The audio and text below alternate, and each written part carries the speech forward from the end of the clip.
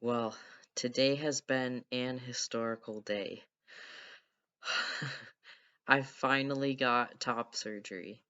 Um, I honestly can't really believe it. It's just I don't know. I honestly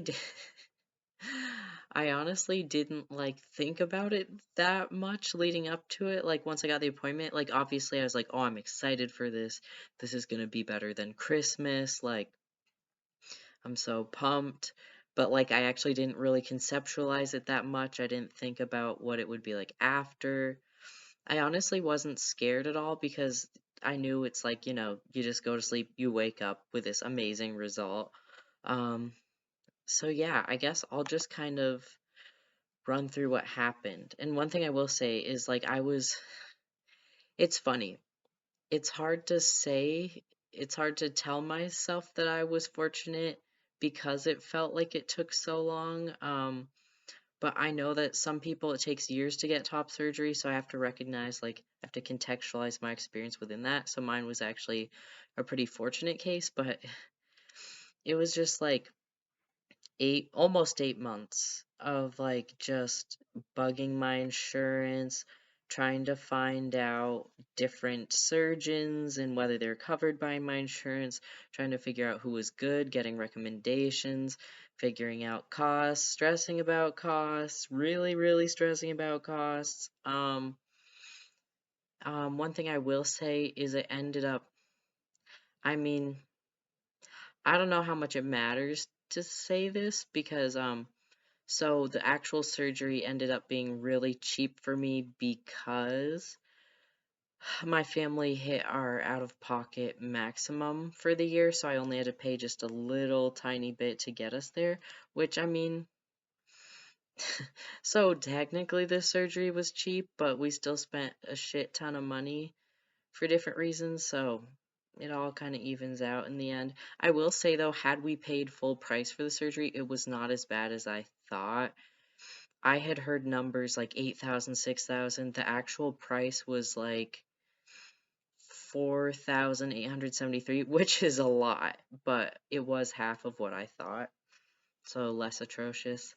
Um, but yeah, so today, today I got top surgery. I got there at 9:15. I think it was scheduled for 10. I think they started 10:15. Um, and I will say it was just it was so pleasant, and I really want to say there really is nothing to worry about. Because what was hilarious is I met the anesthesiologist, and he came over, we chit-chatted, blah, blah, blah, blah, blah. Once it was time, then he's like, okay, I'm just gonna inject something into your IV just to calm you down, just relax you ahead of time. And the second he started putting it in the IV, I just coughed all of a sudden. I was like, oh, I don't know. I guess it was my body's shock at having it come in or whatever. And then I immediately, within a second or less, was like, whoa, because I just felt kind of tired and kind of a little dizzy, but totally relaxed. And then he rolls me in, the nurse comes and rolls me into the operating room, and I'm in there, you know, pretty tired from this thing. I was in there for 3 minutes and I just passed out.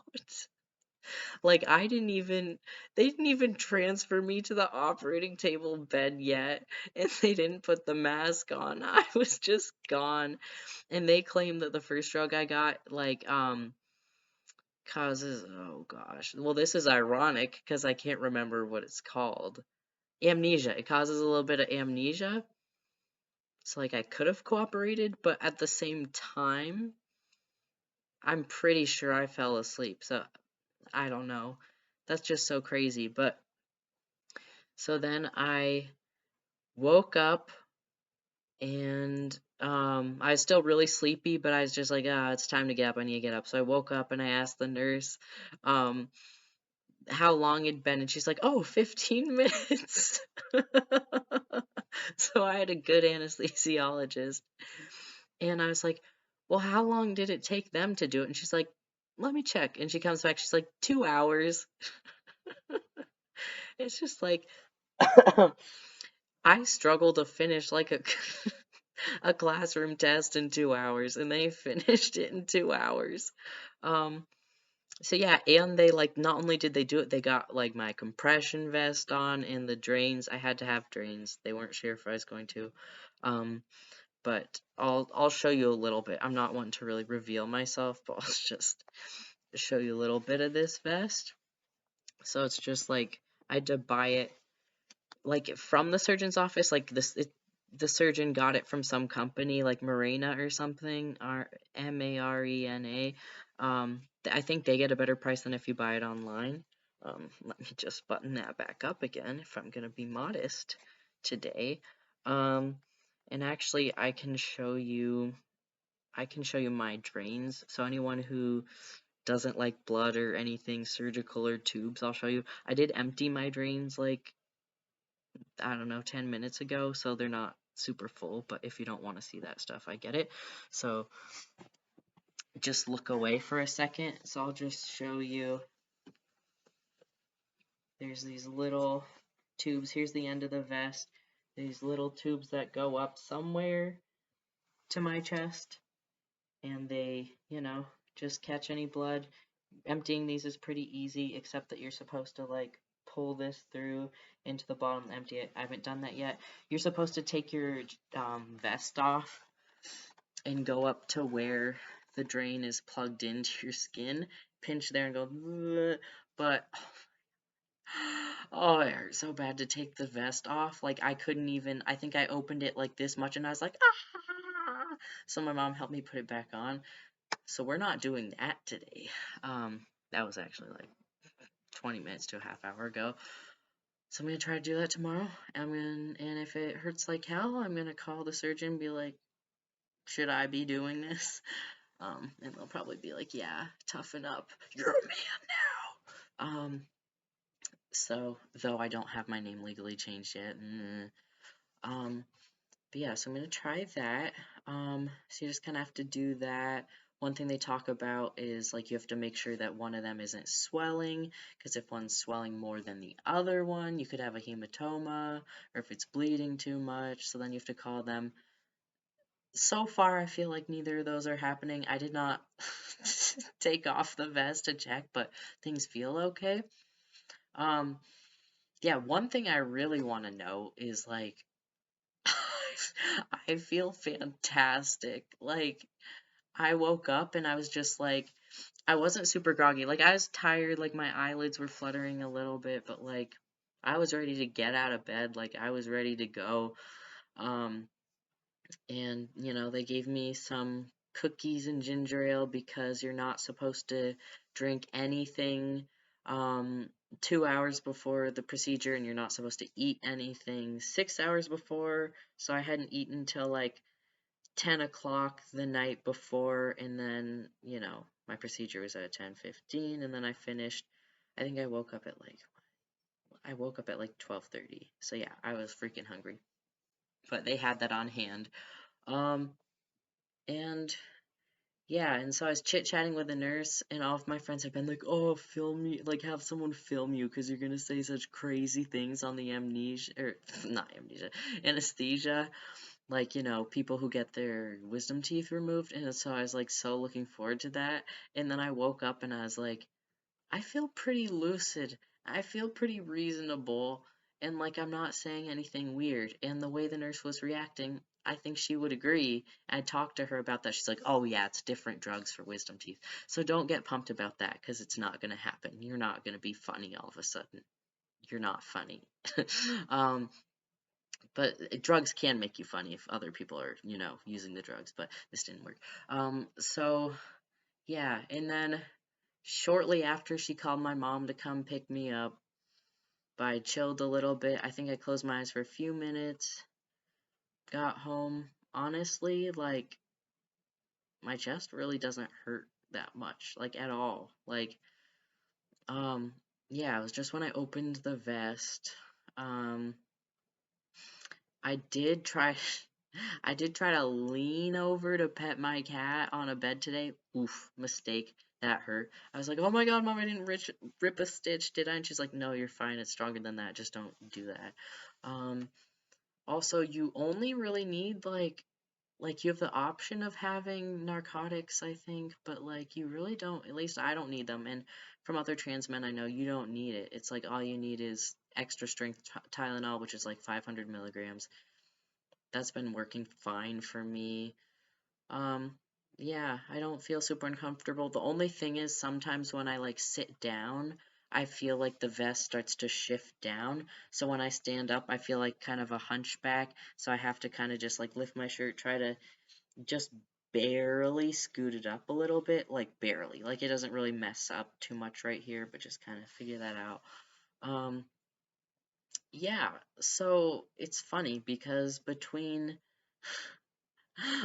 getting an okay night's sleep the night before the surgery and then being unconscious during the surgery, and then I think I took a little like half hour like I slept until I was ready to wake up. I took like a 40-minute nap and I was like fine.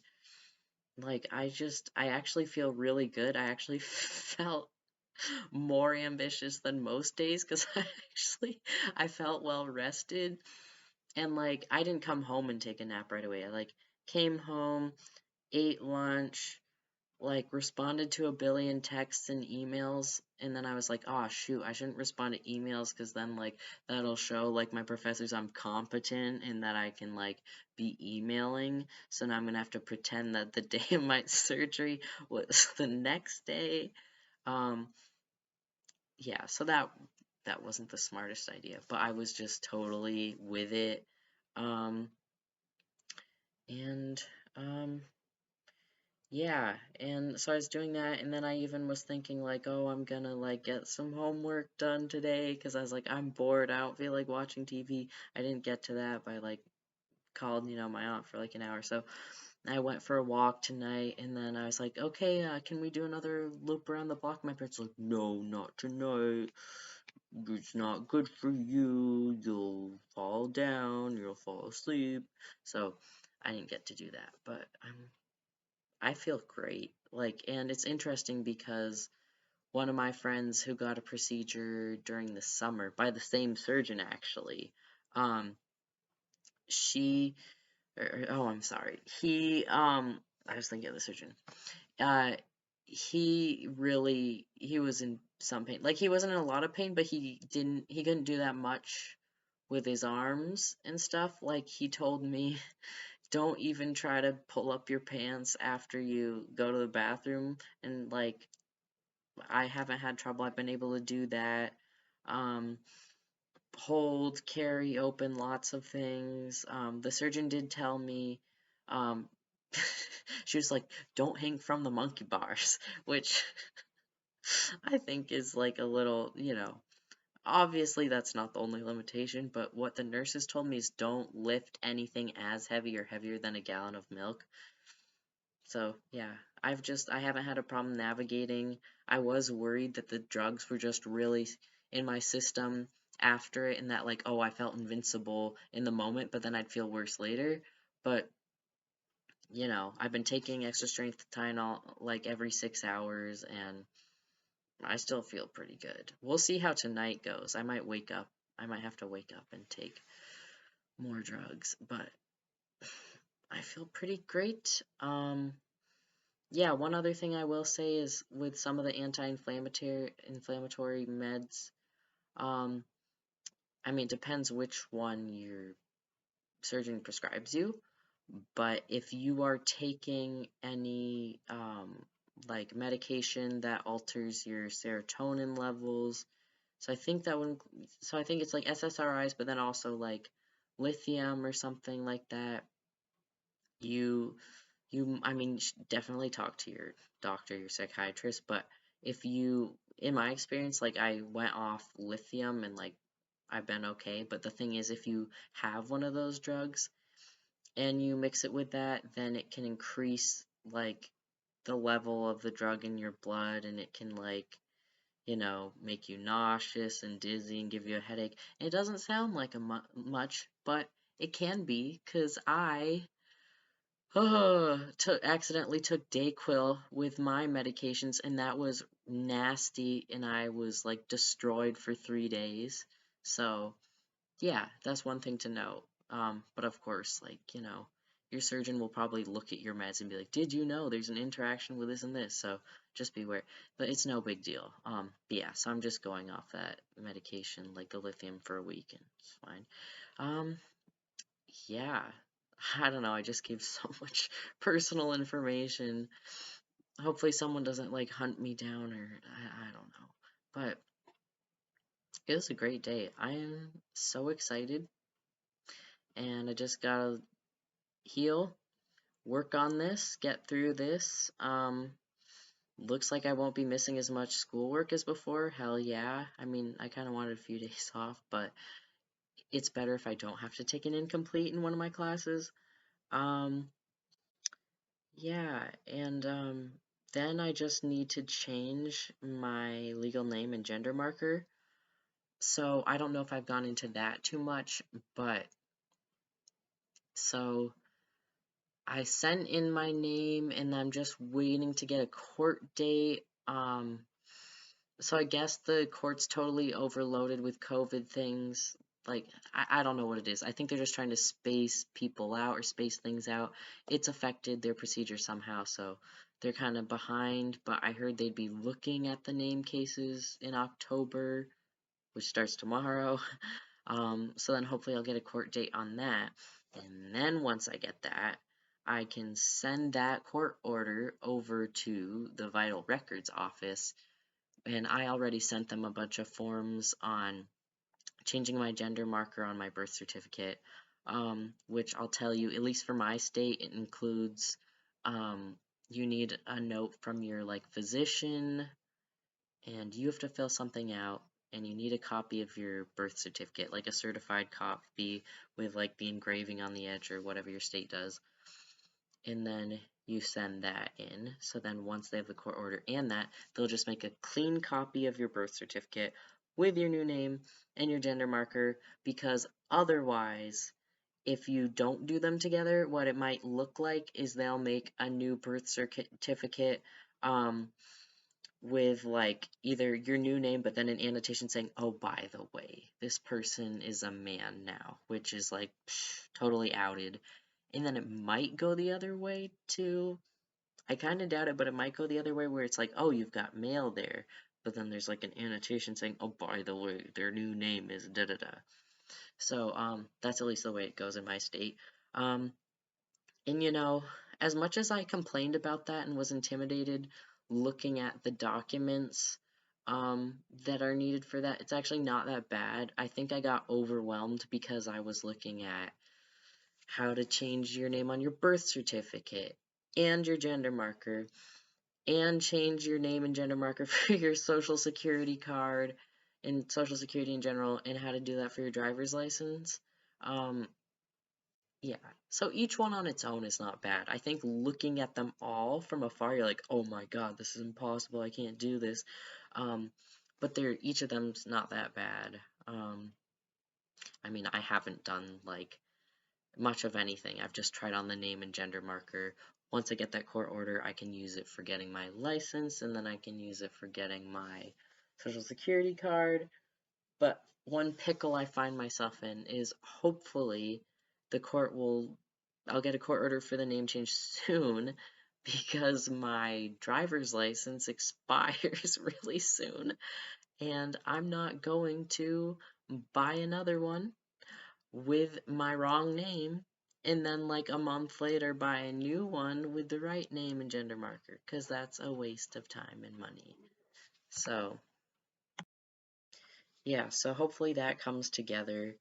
um I guess I'll just make this like a full update on everything I've talked about kind of video.